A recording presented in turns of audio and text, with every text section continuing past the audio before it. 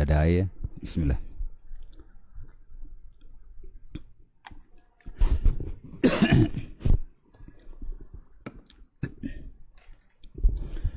Assalamualaikum warahmatullahi wabarakatuh.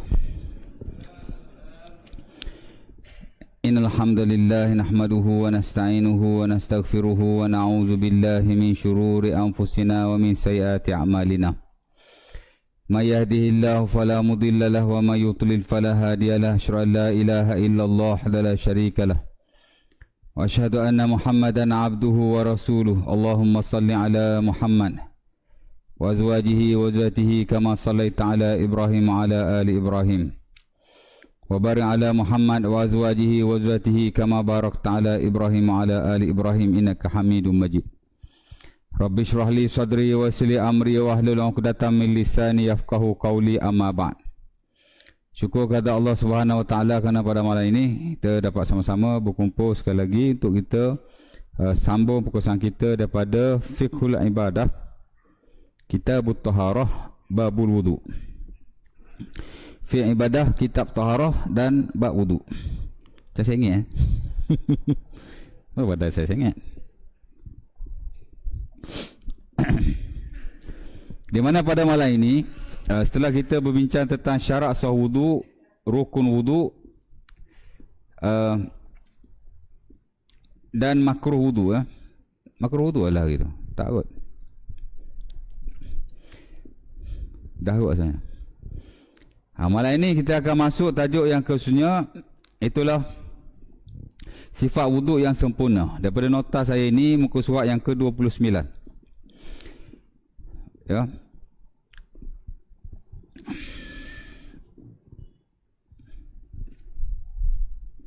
Pertama ialah mengucapkan bismillah sekurang-kurangnya, ataupun bismillahirrahmanirrahim secara sempurna. Ya. Kerana menurut majoriti para ulama disunahkan dan digalakkan kita ketika kita berwudu kita mengucapkan dengan ucapan itu. Ya. Dan ini disebut dalam mana-mana buku fiqh. Syafi'i baik, Hambali baik, Maliki baik, Hanafi baik, ya. Kerana ada beberapa hadis Rasulullah sallallahu alaihi wasallam. Antaranya yang diriwayatkan dalam Sunan Al-Baihaqi dan beberapa yang lain daripada Ibnu Umar. Kata Nabi sallallahu alaihi wasallam, "Man tawadda'a fa zakara rasmallahi alaihi kana tahuran li jami'i badanihi. Wa man tawadda'a wa lam yadhkur ismallahi alaihi kana tahuran lima massa alaihi alma." Maksudnya, sesiapa yang berwudu kemudian dia menyebut nama Allah. Menyebut nama Allah di sini bukan Allah, ya. Dalam Quran ke dalam hadis Nabi ke boleh sebut menyebut nama Allah, menyebut zikir-zikir tertentulah. Dalam wudu ni ialah bismillah. Ya. Dan juga dalam sebagainya lain lah, ya.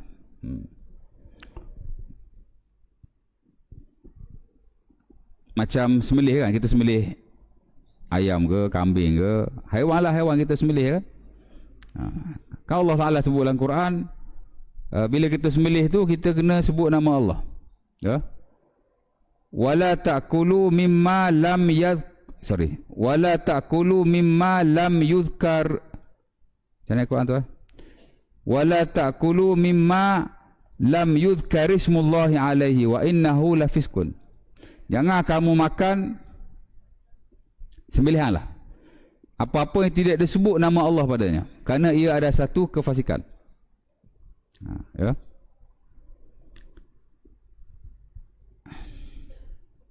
Maksudnya Allah Ta'ala kata kalau sembelih tak sebut nama Allah itu fasik, kamu jangan makan.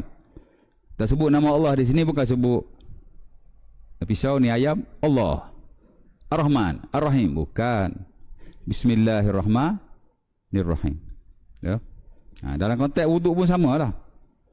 Yang disebut sebagai at-tasmiyah, dan juga disebut juga sebagai al-basmalah.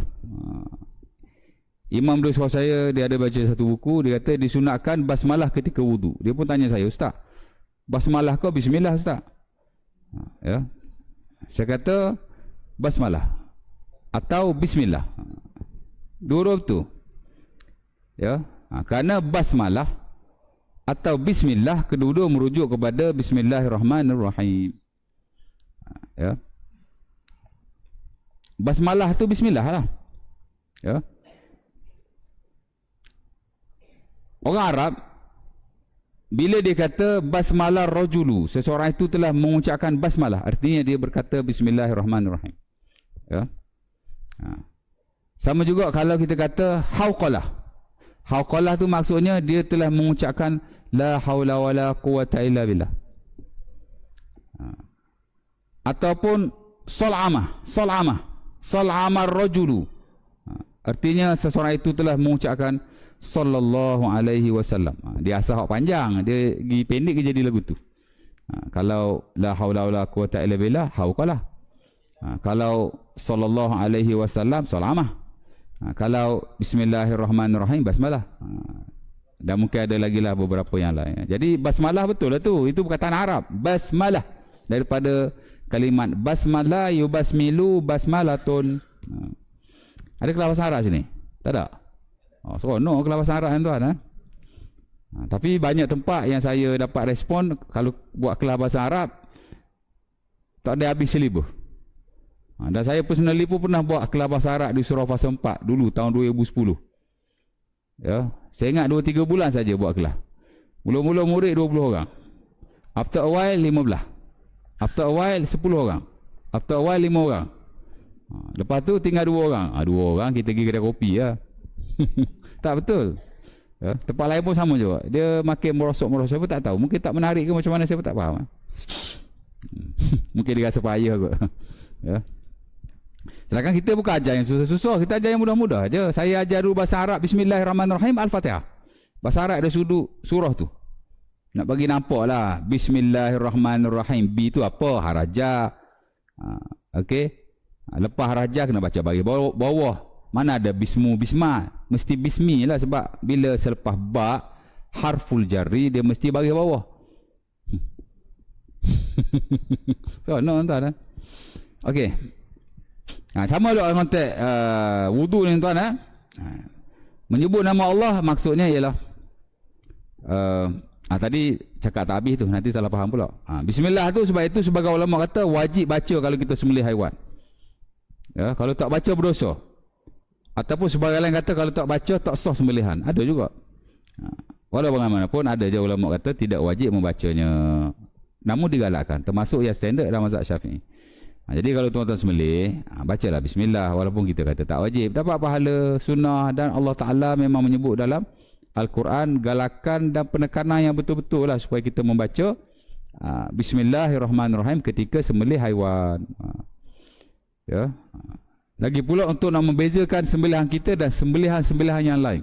Pasal orang bukan Islam tuan-tuan, kalau dia sembelih haiwan, dia menyebut nama tuan-tuan mereka. Dan Allah Ta'ala larang kita menyebut nama tuan-tuan selain daripada nama Allah. Jadi kena sebut jugalah. Kata sebut pun tidaklah haram dan sah menurut mazhab Syafi'i lah khususnya. Tapi nak cerita begitu ya. Okey, balik dalam bab wudu. Baca bismillah. Nabi kata siapa-siapa yang baca bismillah, menyebut nama Allah, maksudnya baca bismillah atau bismillahirrahmanirrahim, maka ia menjadi satu bentuk penyucian kepada seluruh dirinya. Kana tahuran li jami'i badanihi. Tuan-tuan ambil wudu saja, tuan-tuan baca bismillah, seumpama tuan-tuan telah menyucikan seluruh badan tuan-tuan.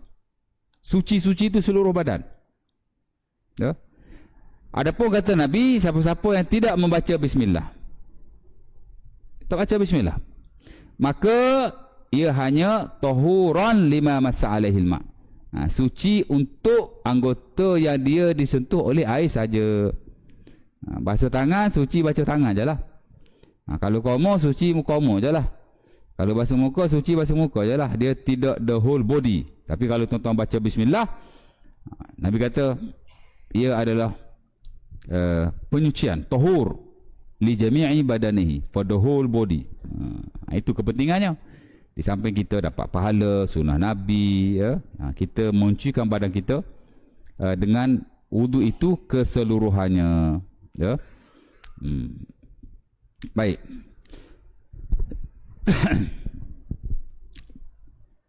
Adalah hadis Abi Daud daripada Abi Hurairah, kata Nabi, la salata liman la wudu'a lahu wala wudu'a liman lam yadhkuris mallahi alaihi. Tidak ada solat tanpa wudu. Betul tak? Ada ke semayang kita boleh semayang tanpa wudu? Ya? Tak ada. Ijma' para ulama. Apa-apa saja semayang mesti dengan wudu. Cuma adalah beberapa ibadat ni ulama khilaf. Adakah dia semayang atau bukan semayang? Orang yang melihat dia sebagai semayang, maka dia mensyaratkan wudu.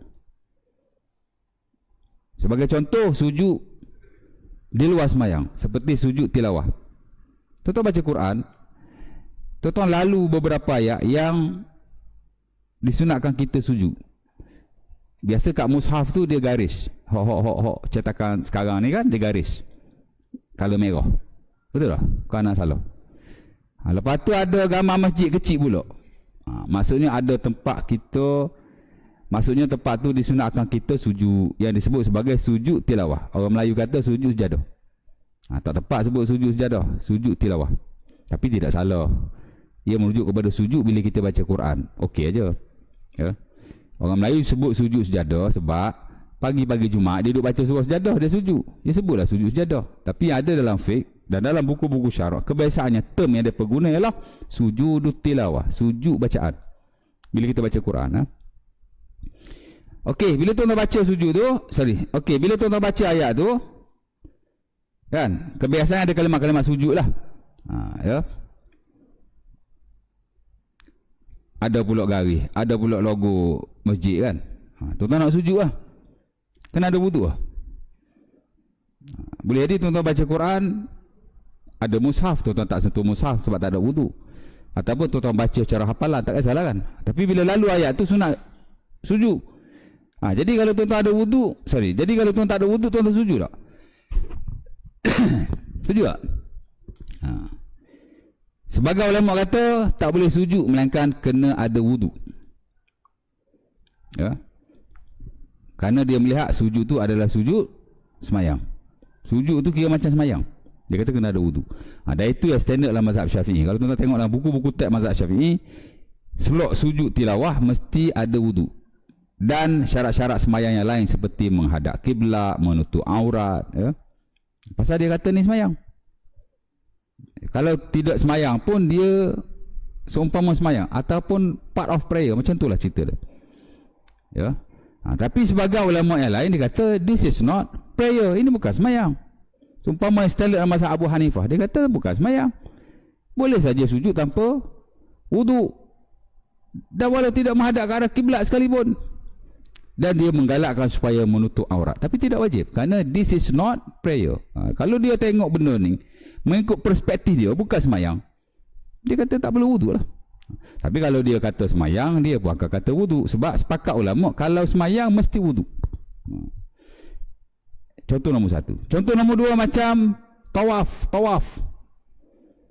Tuan-tuan, bila tawaf kan, tuan-tuan tawaf ada wudu ke tak ada wudu? Ada wudu. Pasal apa ada wudu? Tak tahu, saya buat aje. Kena tahulah alasan dia. Sebab yang standard dalam mazhab Syafi'i, at-tawafu salatun. Tawaf-tawaf ni ialah semayang. Ya. Dan memang Nabi sebut dalam hadis yang sahih, riwayat Al-Imam Al-Baihaqi rahimahullah daripada Ibn Abbas dan selain juga daripada kitab-kitab sunnah yang ada. Hadis tu memang very famous malah. Di mana Nabi kata at-tawafu salatun ghaira anna Allah abaha fihi al-kalam atau fiha al-kalam. Idza takallamu fala takallamu, idza takallamtum fala takallamu illa bi khair. Nabi kata tawaf ni ialah salatun, semayang. Melainkan hanya Allah Ta'ala membenarkan berkata-kata pada waktu itu. Jadi kalau kamu tawaf, kamu nak berkata-kata, kata Nabi, berkatalah dengan kata-kata yang baik. Tuan-tuan nak tawaf, nak sembang boleh, tak salah. Cuma cakap yang baik. Jadi teks tu jelas, Nabi kata semayang kan. Sebab itu saya tak berani nak kata majoriti. Ramai ulama kata mesti ada wudu. because this is prayer. Nabi pun sebut at-tawafu salatun. Tapi segelintir ulama yang lain dia kata tawaf tak perlu wudu. Kerana dia kata tawaf ni bukan solat. Tu Nabi kata solat tu. Nabi kata solat tu merujuk kepada satu ibadah kepada Allah. Dia ibadah. Maka Nabi guna perkataan itu. Tapi dia bukan solat. Ada takbir masa tawaf. Nak tawaf Allahu Akbar. Ada. Ada baca Fatihah masa tawaf. No, this is not a real prayer. Dia kata dia bukan semayang. Ya. Jadi dia tak mensyaratkanlah wudu. Ada sebagai ulama kata semayang jenazah tak perlu wudu. Ada pendapat itu. Kalau kita belajar fiqh in detail. Kenapa? Kerana dia kata semayang jenazah ni doa. Dia doa, dia bukan semayang. Jadi bila dia melihat dia bukan semayang, maka dia tidak mensyaratkan wudu. Tapi majoriti kata kena wudu lah pasal ini semayang. Ada kiblat, baca Fatihah, walaupun tak adalah exactly the same macam kita semayang biasa ni. Ada sujud ke semayang? Tak ada. Rokok tak ada. Jadi nak kata semayang pun macam semayang. Nak kata bukan semayang pun macam bukan semayang. Jadi dia kata this is not prayer. Kalau prayer pun tak betul-betul prayer. Jadi dia kata tak syarat wudu. Adalah yang kata begitu, walaupun majoriti tidak berpendapat demikian. Ya. Pendapat tu adalah kita kata memang kita tak ikut, tapi pendedahan supaya kita nampak gambaran. Fiqh ni kita kena faham. Ilmu tak banyak tak apa tuan. Tapi prinsip dia kena jelas. Disiplin dia kena betul. Dan kita tak boleh orang kata apa? Ada idea-idea yang salah lah dalam bab ni. Nampak? Baik, balik pada yang tadi ya. Nabi kata tidak ada solat melainkan dengan wudu. La salatan lima la wudu alahu. Ya. Wala wudu lima lam yazkur ismallahi alaihi, dan tidak ada wudu orang yang tidak menyebut nama Allah padanya. Itu satu penekanan yang besar daripada Rasulullah sallallahu alaihi wasallam. Maksudnya wudu ni mesti baca bismillah. Ya. Jadi based on this hadis macam wajib lah. Sebab itu segelintir ulama dia kata bismillah wajib tuan. Ya. Al-Imam Ishaq Baruhuyah, dia ni ulama tabi'in yang besar, dia kata wajib. Di mana kalau kita tidak melafazkannya, tak ucap bismillah atau bismillahirrahmanirrahim ketika berwudu, maka wudu kita tidak sah.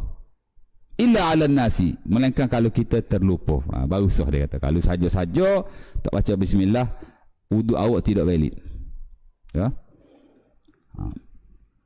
Dan itu juga pendapat Al-Imam Dawud Az-Zahiri rahimahullahu ta'ala. Ya. Dia kata wajib. Dan siapa tak membaca bismillah, tidak sah wudunya. Ya. Dan kalau dia terlupa, dia kena wuduk balik. Berat lagi pada hak tadi. Tak apa, tu bukan ahli sunnah kot. Ahli sunnah ni saya dah sebut ulama kita ni tuan.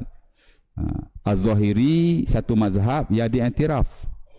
Kita selalu duduk dengar orang kata mazhab ahli sunnah ada 4 fiqh kan. Hanafi, Maliki, Syafi'i, Hambali. Betul tapi tak tepat. Tambah satu lagi, Zahiri. Zahiri pun satu mazhab daripada mazhab ahli sunnah dalam fiqh. Cuma dia rujukan tidak banyak. Ulama dia pun tidak ramai. Tapi dia satu aliran yang diakui. Dan ulama-ulama kita termasuk An-Nawawi rahimahullah juga menyebut ulama-ulama daripada aliran itu dalam buku-buku beliau. Dan dia selalu menyebut qala ashabuna. Sahabat kita telah berkata, kerana dia juga adalah ulama-ulama kita. Ya. Tapi dulu-dulu memang tak apa top sangatlah Zahiri ni. Top juga tapi bagi orang yang belajar secara detail. Tapi hari ni tuan-tuan, banyak pendapat daripada mazhab tu kita guna pakai. Dan kita amalkan pun. Dalam keadaan kita sedar tak sedar je. Saya tanya tuan-tuan, apa hukum muzik dalam konteks masa sekarang ni? Apa hukum muzik? Harus melainkan muzik-muzik yang haram, campur laki wanita. Kalau semata-mata muzik, nak menasyid puji Tuhan, guna muzik, tak kisahlah gitar ke apa kan. Apa hukumnya? Kita tengok fatwa Malaysia. Jakim harus. Fatwa wilayah harus. Dan saya yakinlah negeri-negeri di Malaysia akan guna fatwa itu. Ya. Dan most of all memang seolah-olah macam kita rujuk Qardawi lah dalam bab ni, sebab Qardawi dalam bab muzik ni dia very open, dia kata harus, ya. Dan kita lihat ramai lagi individu-individu semasa dia kata harus. Kalau nak diikut tuan, ulama dulu saya berani katalah ijma' sepakat haram, muzik ni haram, ya. Kalau tak sepakat 100% pun 99.99999, hanya beberapa individu saja yang kata muzik ni harus. Dulu saya sebut dulu ni. Tapi sekarang kita nak cari hak kata haram pula payah. Ramai pula kata harus. Terbalik pula. Malah kalau saya kata muzik haram, saya kena kecam pula. Tak boleh pakai ustaz ni. Ya. Dan unfortunately tuan-tuan, mazhab Syafi'i antara mazhab yang keras dalam bab muzik dan lagu juga. Lagu tuan-tuan, kalau pun tak ada muzik, kalau tuan-tuan menyanyi saja-saja, balik semayang, rasa sayang rasa sayang makruh. Tak ada haru-haru sebab muzik ni ataupun apa lagu. Nampak? Dia very strict. Dulu tuan-tuan, Az-Zahiri saja kata muzik harus. Walaupun ramai ulama kata haram, termasuk standard mazhab Syafi'i, Zahiri je kata harus. Tidak ada dalil yang melarang secara jelas, baik dalam Quran, baik dalam hadis Nabi SAW. Dalam pada ulama-ulama yang ramai itu kata ijma', semua sahabat, semua tabi'in, semua tabi'in ataupun sebagian besar daripada mereka mencerca, mengecam muzik dan lagu-lagu. Tapi Zahiri kata harus. Kita pakai hari ni Zahiri tuan. Ya. Tuan-tuan tadi imam ada wirid tadi. Saya semain sunat kat belakang, boleh dengar imam baca one by one dia punya wirid. Imam tadi wirid jahar ke sir? Saya tanya. Cuba imam jawab. Imam tadi wirid jahar ke sir?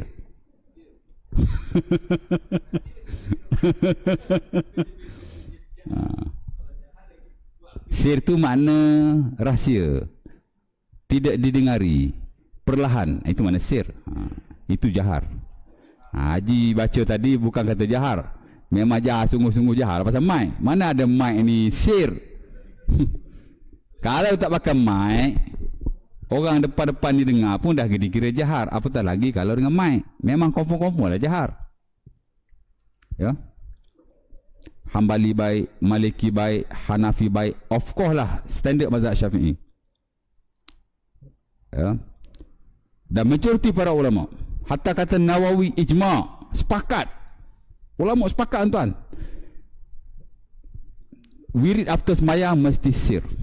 Sir ni maksudnya tuan-tuan, kita wirid orang lain tak dengar. Kalau orang sebelah tu dengar pun, dia dengar sosnya je. Sosnya. Macam saya buat tu sir. Tapi kalau tuan-tuan dengar one by one, tu bukan sir. Saya biasa buat seluruh kan. Itu sir lah tu. Tapi kalau ikut standard Imam Syafi'i, tak sir lagi tu. Imam Syafi'i kata tusir hatta la tusmi' ghairaka wala tajhar hatta Imam Syafi'i kata, kalau standard Imam Syafi'i dia kata la tajhar hatta tusmi' ghairaka wala tusir hatta la tusmi' nafsaka. Saya ingat tuan, saya belajar mazhab Syafi'i, saya buat master mazhab Syafi'i. Jadi orang mazhab Syafi'i tak boleh kelentong dengan saya lah.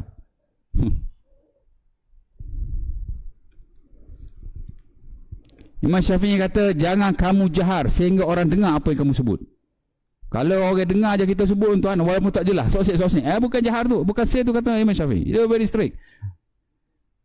Dan jangan kamu perlahan sehingga kamu sendiri tidak dengar. Maknanya awak baca, awak seorang je dengar. Kalau orang lain dengar kan, dia bukan standard Imam Syafi'i lagi. Imam Syafi'i. Nampak? Kalau kita tengok buku-buku teks mazhab Syafi'i, ramai ulama kita mencela jahar ni. Hatta kalau kita tengok dalam konteks Nusantara kita pun, Abdul Aziz Malibari dalam Fathul Mu'in pun dia kata fa'amal mubalaghah bil jahri hatta yushawwish yahsul tashwish 'ala al-musalli yang bagi hormatuha. Kalau kita jahar ganggu orang sembahyang mesti diharamkan. Ramai ulama yang ketak-ketak ni bab ni. Betul tak? Tapi imam baca jahar, pergi masjid-masjid semua baca jahar. Siapa je yang kata jahar dulu? Siapa je? Pak Mazhab confirm tak kata jahar. Siapa kata jahar? Zahiri lah. Jadi yang kita duk buat ni Zahiri. Nampak? Tapi memang kita okey lagi lah. Ada setengah tu siap taronong lagi. Saya baca Fatihah pun tukang ayat kursi. Ya tak? Jadi nak cerita begitu. Zahiri ni dia ada peranan yang besar lah dalam fiqh ya. Baik. Lari tu tapi nak bagi faham. Jadi Zahiri kata wajib baca bismillah. Dia very strict bab ni. Tapi kita ikutlah majoriti dan itu yang kita amalkan. Kita membaca bismillah tapi janganlah ditinggalkan kalau boleh. Kerana manfaatnya kembali kepada kita juga. Saya faham tuan-tuan dah tahu benda ni tak wajib, benda ni sunnah dan tuan-tuan pun dah amalkan. Cuma sebahagian daripada kita, hatta saya pun ada tanya kawan-kawan dalam bab wudu, bismillah ni macam mana? Nak kata sebahagian besar tak jugalah. Tapi hak saya tanya beberapa orang memang tak konsisten membaca bismillah. Saya ada kala baca bismillah ustaz, ada kala saya tidak baca. Saya kata this is not good. Kalau boleh, tiap kali kita berwudu kita bacalah bismillah. Walaupun tuan-tuan berwuduk yang paling basic. Saya tak basuh tangan, saya tak komo, saya tak masuk air dalam hidung, saya ambil hak wajib saja. It's okay. Mungkin once a while kita berwuduk yang basic-basic saja. Macam Ali bin Abi Talib diriwayatkan dalam Syarah Ma'anil Asar, At-Tahawi bagi riwayat tu. Ali bin Abi Talib kadang-kadang dia pun riwayat yang basic saja. Ya tak? Terutama bila dia sudah ada wuduk, dia nak tajdid wuduknya, maka dia berwuduk yang basic-basic saja. Dan sama jugalah dalam setengah-setengah keadaan, mungkin kita nak cepat, mungkin malam tu sejuk, ataupun mungkin kita nak tidur, tak kisahlah kan. Kita wuduk yang basic saja okey je. Pasal Nabi kata tawaddu' kama amarakallah. Dalam hadis Ibnu Majah kata Nabi, berwuduklah seumpama dia perintahkan oleh Allah. Apa yang Allah Taala perintahkan dalam Quran? Basuh muka, basuh tangan sampai ke siku, sapu kepala dan basuh kaki. Hak tu lah yang Allah Taala suruh. Hak lebih-lebih itu sunnah. Betul tak? Jadi kalau kita buat hak tu, maka kita sudah mencapai wudu. Kita dah buat wudu tu. Tak adalah hak the most perfect, tapi sudah okey. Nampak? Ya. Jadi bila basuh muka, bismillah. Bismillahirrahmanirrahim. Basuh muka. Kalau tuan-tuan tak start dengan basuh tangan lah, tuan-tuan start dengan basuh muka. Janji jangan tinggal bismillah. Nampak? Itu je tujuan kita belajar benda yang kita telah tahu. Sekurang kita ada penekanan lah supaya kita tidak meninggalkan hal yang baik seumpama ini. Ya, pasal wudu ni ibadah tuan. Dan sepatutnya penekanan kepada wudu sebagai satu ibadah yang besar di sisi Allah. Pasal Allah Ta'ala nas dalam Quran tuan, banyak ibadah Allah Ta'ala tak ajar orang baik dalam Quran, tapi wudu Allah Ta'ala ajar. Meaning that this is the big worship. Ini satu ibadah yang besar. Ya. Dan sepatutnya penekanan kepada wudu all the time ni bukan hanya dalam fake, tapi juga dalam ilmu-ilmu yang lain, termasuk ilmu kerohanian. Bukan kata bila belajar tasawuf, belajar tazkiyatun nufus, kerohanian dan seumpama, tak ada penekanan kepada ibadah-ibadah yang seumpama ini. Patut kena penekanan juga wudu ni. Tapi unfortunately lah tuan-tuan, sebagian aliran hok jenis lagu ni dia tak ada wudu-wudu ni tak. Yalah. Dia main zikir je, zikir dan sebagai zikir tu unfortunately kadang tak waris pun. Ya dah, dia reka aja. Allah Taala alam, ya. Okey, bismillah. Okey, nombor 2 siwak tuan. Ada nak tanya apa bismillah? Ada soalan? Tak ada? Ya.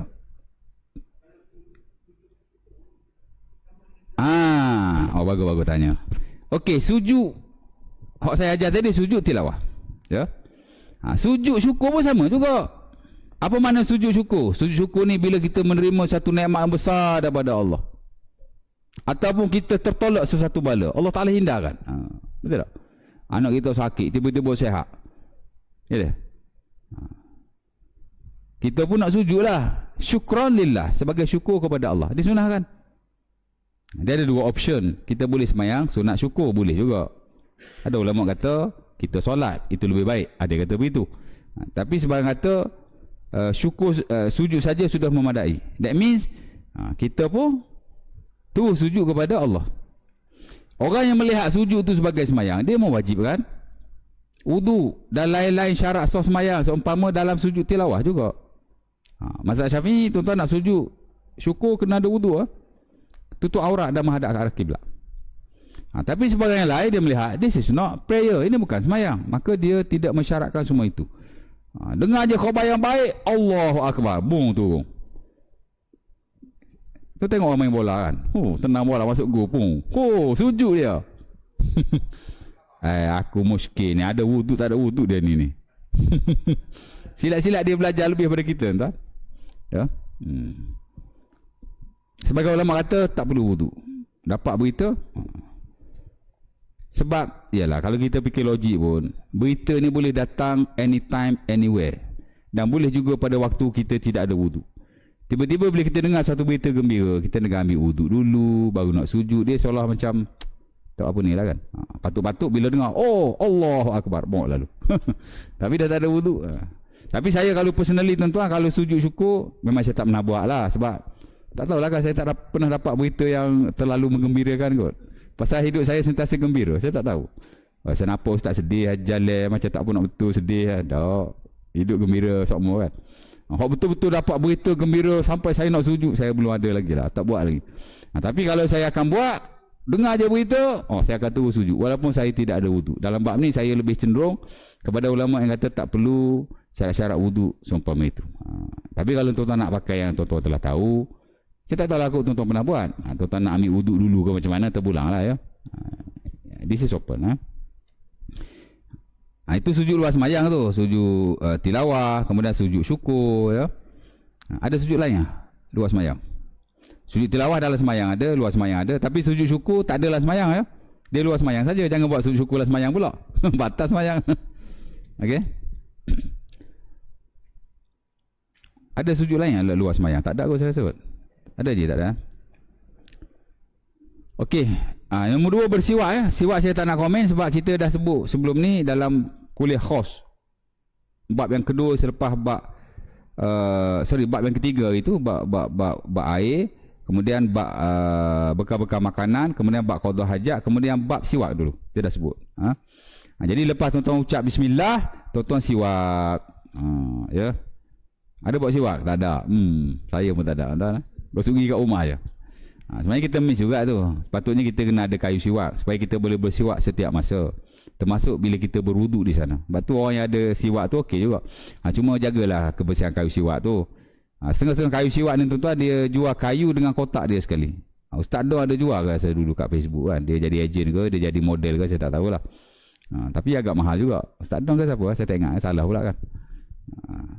Jadi lepas guna masuk dalam kayu dia tu, dalam kotak dia tu bagus juga kan. Okey je, terpulanglah macam mana apa ya. Dan baru-baru ni pun ada orang komen juga. Dia pun marah kat setengah-setengah orang ni bila dia bersiwak tanya nak takbiratul ihram atas saf ni ya. Sebenarnya tuan-tuan, majoriti ulama tidak melarang perbuatan bersiwak di atas saf-saf solat. Selagi mana dia tidak mengganggu jiran sebelah menyebelah nak semayang tu dan dia tidak membuat kotoran dalam masjid. Malah saya lihat ramai ulama menggalakkannya kerana Nabi kata laula an asyqa ala ummati la amartahum bisiwak inda kulli solah. Kalaulah aku tidak menyusahkan umatku, nescaya aku suruh mereka bersiwak setiap kali nak solat. Hadis Bukhari daripada Abi Hurairah. Dan hadis-hadis yang lain dalam Musnad Ahmad juga daripada beliau, Nabi kata inda kulli wudu, ketika berwudu. Memang ada ulama kata sebaik-baik kita berwudu ialah memang ada ulama kata sebaik-baik kita siwak ialah ketika wudu, menggabungkan kedua-dua hadis itu. Tapi tidak dinafikan. Sebagai ulama kata masa wudu pun kita sunat siwak, masa semayang pun kita sunat siwak. Dan sebaik-baik kita siwak ialah bila kita dekat nak semayang. Kalau kita siwak masa wudu, daripada tempat wuduk nak mari tempat semayang, kadang kita bercakap, kita itu, kita ini. Sedangkan masa kita nak semayang betul-betul tu, masa itulah yang sepatutnya kita betul-betul bersih mulut kita untuk menghadap Allah Subhanahu Wa Taala. Jadi dia menggalakkan. Cuma saya lihat ulama-ulama Maliki lah agak tegas dalam bab ni, di mana mereka memakruhkan siwak di atas saf-saf solat. Kerana dikhawatiri menyakiti sebelah menyebelah dan dikhawatiri mengotorkan masjid. Takut gitulah. Tapi haram tidak sama sekali. Jadi kalau member-member buat kan, kita jangan ni lah ya. Biarlah. Terutama saya tengok orang tabligh bagus juga dia buat sunnah Nabi, biarlah kan. Saya tengok ada orang tak suka juga. Baik. Jadi siwak tu saya tak nak ni lagi sebab kita dah share lama dulu. Okey, yang ketiga, basuh kedua tapak tangan 3 kali. Jadi tuan-tuan dah bismillahirrahmanirrahim. Tuan-tuan siwak, kalau ada siwak lah ya. Buh gigi boleh juga ya. Tuan-tuan kalau nak buh gigi masa wudu, tuan-tuan boleh buh gigi dulu kemudian ambil wudu after that. Sebab yang dimaksud dengan siwak sebenarnya ketika wuduk dia boleh saja selepas membaca bismillah ataupun sebelum membaca bismillah. Ada ulama dia siwak dulu baru bismillah. Ada ulama dia bismillah dulu baru dia siwak. This is open, boleh saja. Ya. Tengoklah kesesuaiannya macam mana. Biasanya tuan-tuan akan gosok gigi dulu, after that baru tuan-tuan basuh bismillah dah basuh tangan, betul tak?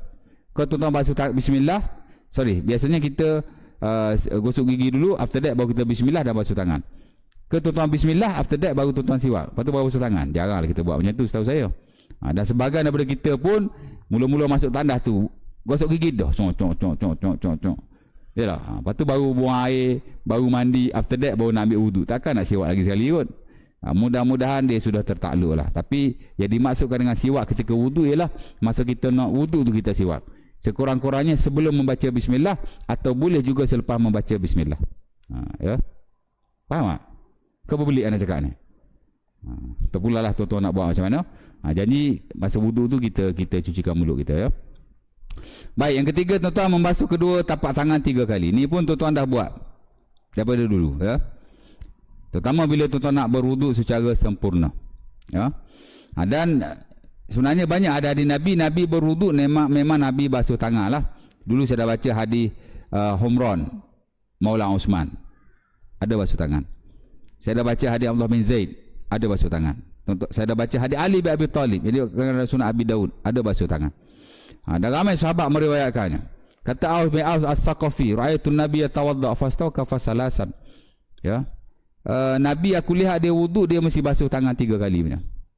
Jadi tuan-tuan basuhlah tangan sebanyak 3 kali sampai parah ni lah. Apa ni dia panggil? Ini dia panggil count, count ke kong. Jadi tuan-tuan basuh tu ya sampai pergelangan tangan, ya. Lebih sedikit tidak mengapa, ya. Baik. Yang keempat, berkomor sambil masuk air ke dalam hidung dengan sekali cedokan sebanyak 3 kali. Ni pun menarik juga sebenarnya ni. Kerana saya lihat mostly ataupun sebahagian besar daripada kita, bila berwuduk kita berkomor dan memasuk air ke dalam hidung secara berasingan. Maksudnya tuan-tuan ambil air sekali komor buang. Ambil air lagi sekali komor buang. Ambil air lagi sekali komor buang. After that tuan-tuan ambil air masuk hidung buang. Betul tak? Ambil air masuk hidung buang. Ambil air masuk hidung buang. Betul tak tuan-tuan buat begitu? Itu tidak afdal. Tapi sebagai ulama masih mengatakan ia sunnah.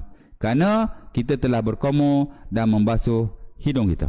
Dapatlah sunnah tu. Tapi yang afdal sebenarnya lepas isyak. Azan dulu.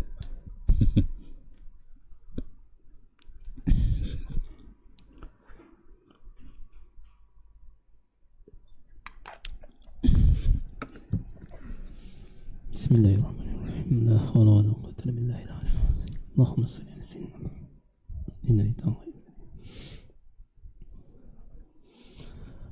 Allahu akbar, Allahu akbar. Allahu akbar. Allahu akbar,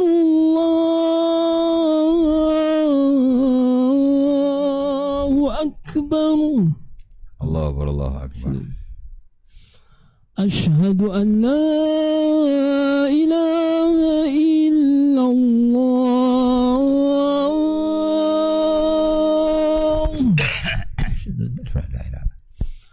Ashhadu an la ilaha illallah.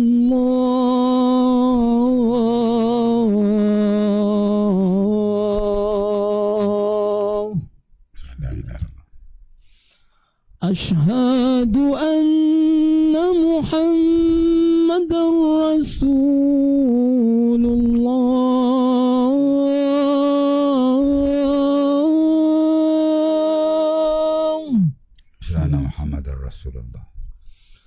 Ashhadu anna Muhammadar Rasulullah. Hayya 'alas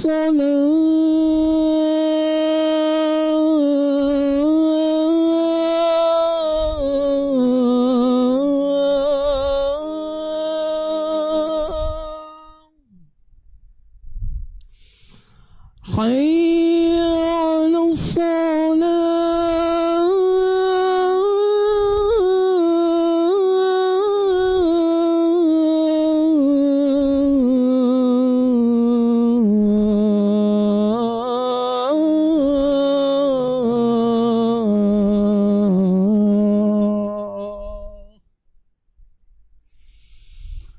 حي على الفلاح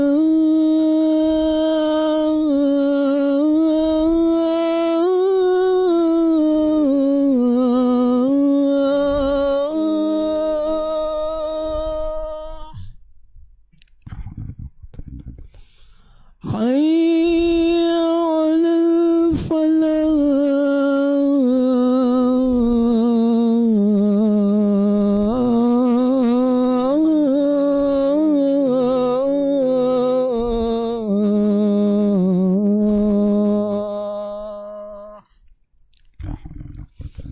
الله أكبر الله أكبر الله أكبر الله أكبر. لا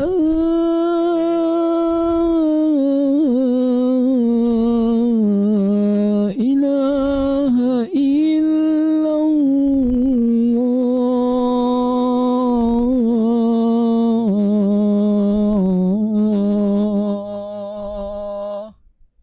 لا إله إلا الله. اللهم رب أنت اشتريت قلب محمد سيد اللهم إني أشهد أن لا إله إلا أنت.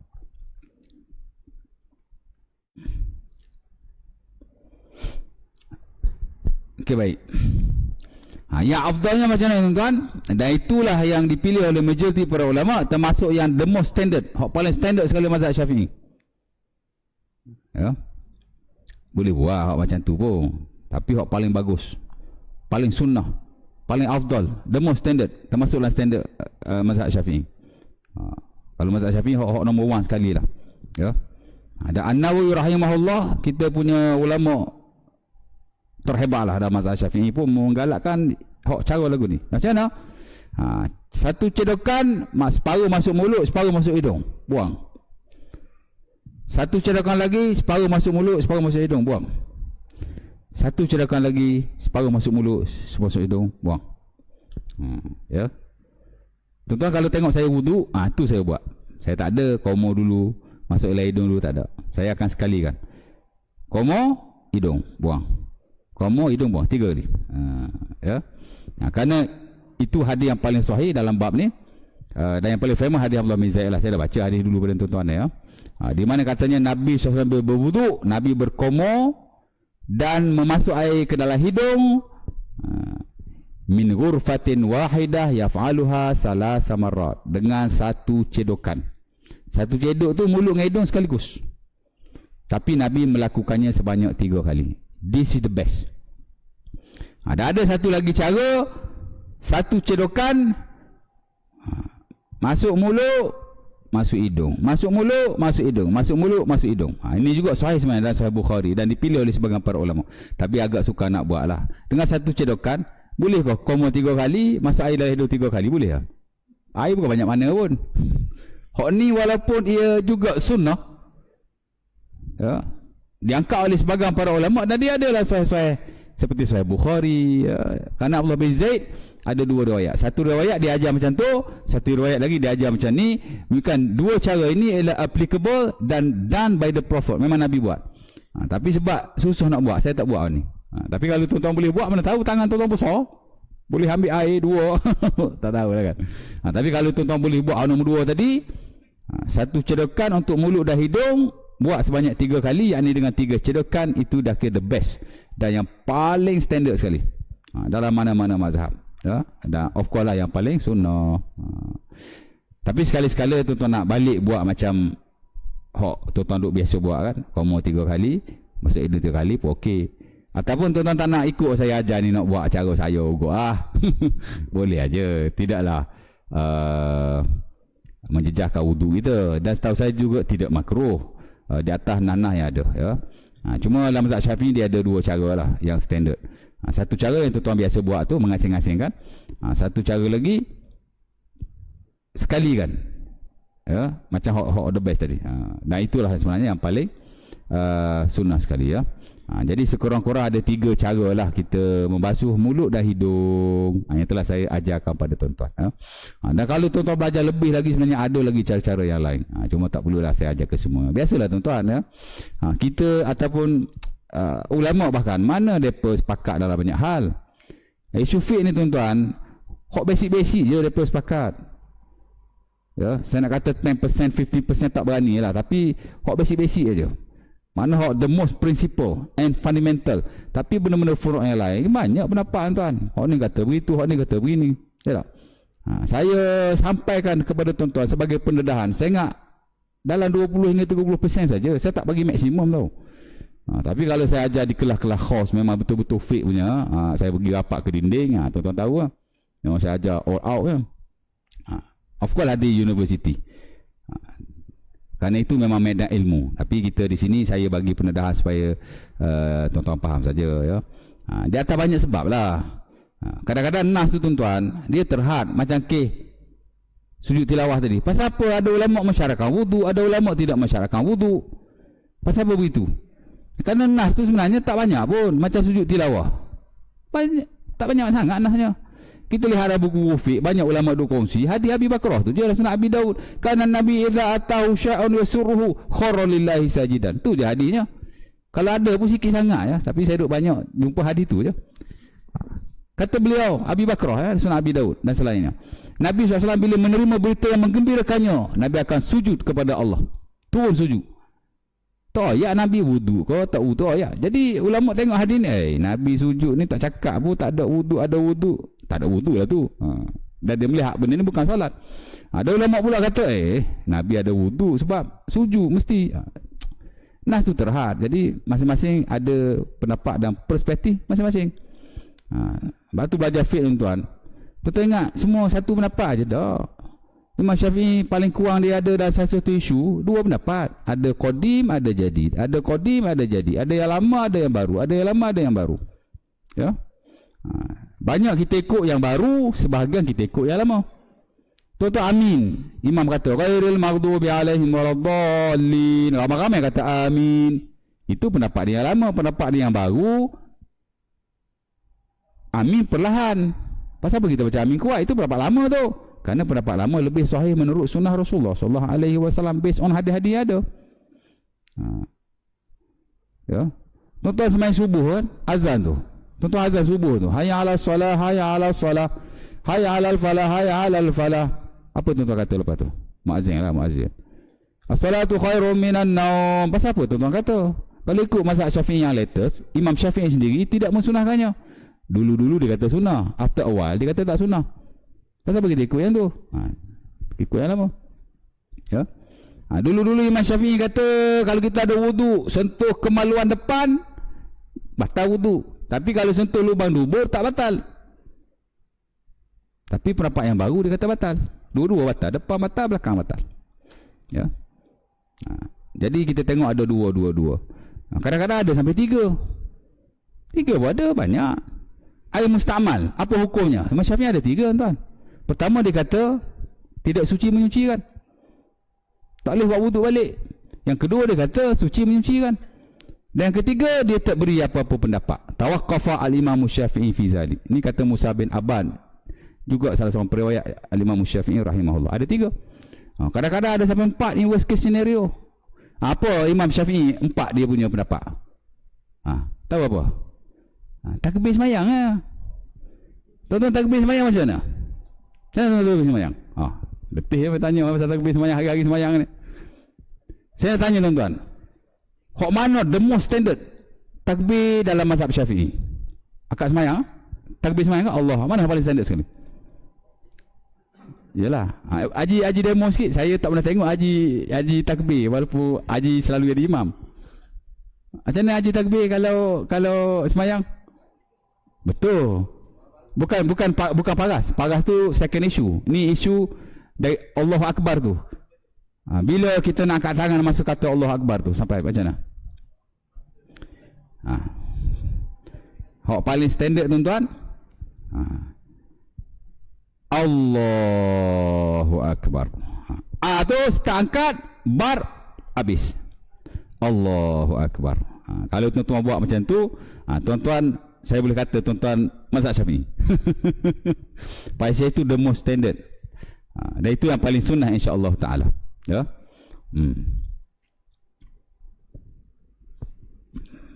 Imam Syafi'i pun ada syarah begitu.